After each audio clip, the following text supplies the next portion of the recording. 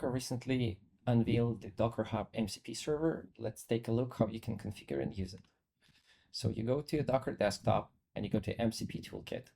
You can find Docker Hub Server in the catalog and enable that by just adding it to the currently selected server. If you need the configuration for the first time, you can configure it with your account information.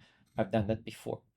Now we have configured the MCP Toolkit as an gateway MCP server for our AI assistants. So for example, if I run Claude Desktop, then it will have access to my MCP Toolkit in Docker Desktop, and it will see the Docker Hub MCP server.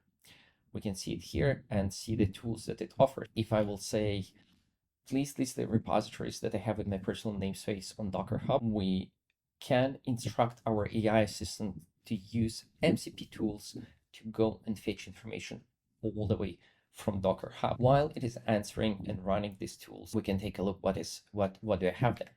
So on Docker Hub, in my personal namespace, I have this MCP link check repository, and its information is missing. However, this information, of course, is available in the GitHub repository in the README file. And this is one of the things that we can now use AI to leverage and remedy.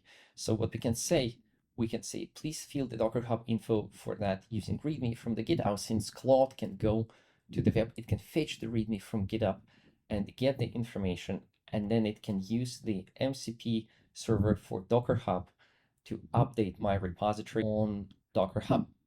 This way, my Docker Hub information will never get out of date. I can, for example, use some local AI models to run this check and update on every GitHub release. So now it updated the information. Let's go back to the browser and see whether it is there.